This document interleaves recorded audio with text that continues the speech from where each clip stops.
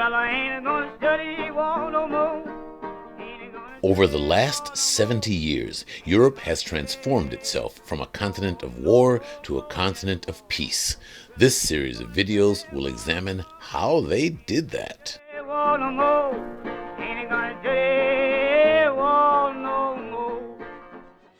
The 2012 Nobel Peace Prize was awarded to the European Union for bringing more than 600 years of near constant warfare in Europe to an end.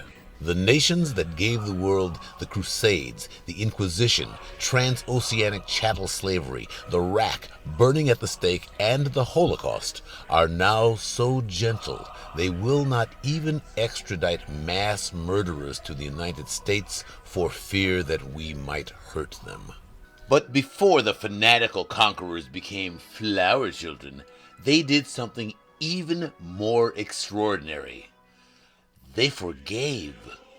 Europeans forgave their historic mortal enemies. They even forgave the Nazis. France, in particular, had been occupied by the Nazis for 4 years. 1941 really was springtime for Hitler in Paris. After its liberation in 1944, many angry French citizens were ready to repeat the old continental pattern of violence, occupation, and revenge.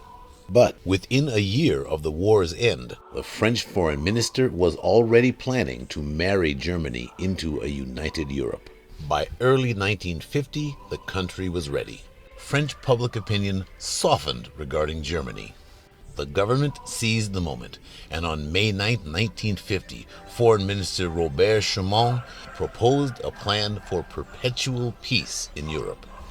Schuman desired to make war not merely unthinkable, but materially impossible.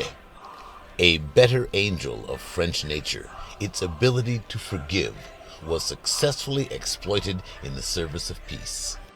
The reconciliation between Germany and France is probably the most dramatic example in history to show that war and conflict can be turned so rapidly into peace and cooperation. But the French do not own national absolution.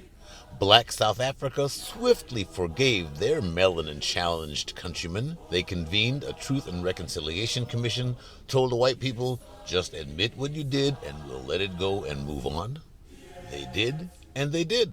In 1993, after the signing of the Oslo Accords, Israelis and Palestinians swiftly forgave each other. In no time, there were joint Israeli-Palestinian security patrols, and almost overnight, Israeli grandmothers were going by the busloads to the casinos in Jericho to play the slots.